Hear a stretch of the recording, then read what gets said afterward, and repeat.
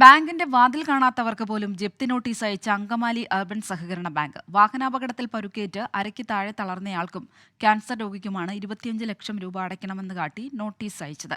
രേഖകളില്ലാതെ കോടിക്കണക്കിന് രൂപ ഇഷ്ടക്കാർക്ക് വായ്പ കൊടുത്തതാണ് ബാങ്കിനെ പ്രതിസന്ധിയിലാക്കിയത്.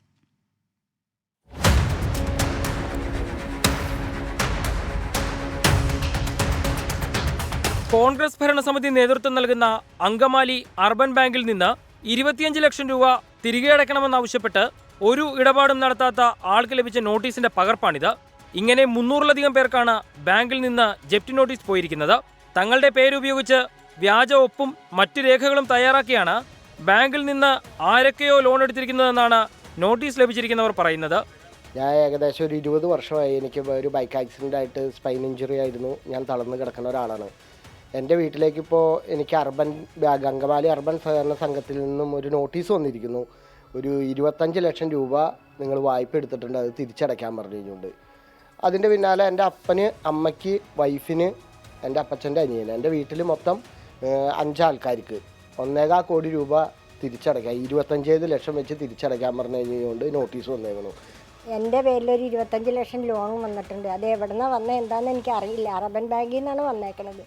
അത് എന്തിനു വന്നേക്കണോ എങ്ങനെയാണെന്നുള്ളത് ഞാൻ അർബൻ ബാങ്കിൽ പോയിട്ടില്ല. എനിക്കൊട്ട് അറിയാനും പാടില്ല.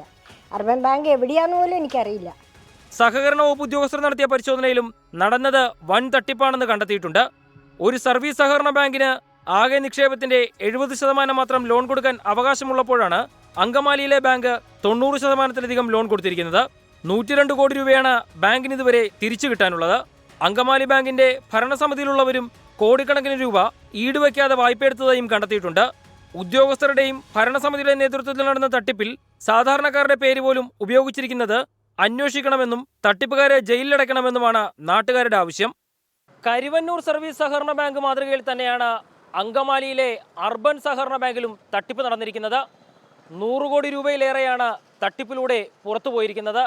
ബാങ്കിന്റെ പടി പോലും കാണാത്ത ക്യാൻസർ രോഗികൾക്കും കിടപ്പ് രോഗികൾക്കും പോലും ഇക്കാരണത്താൽ ജപ്തി നോട്ടീസുകൾ വന്നുകൊണ്ടേയിരിക്കുന്നു.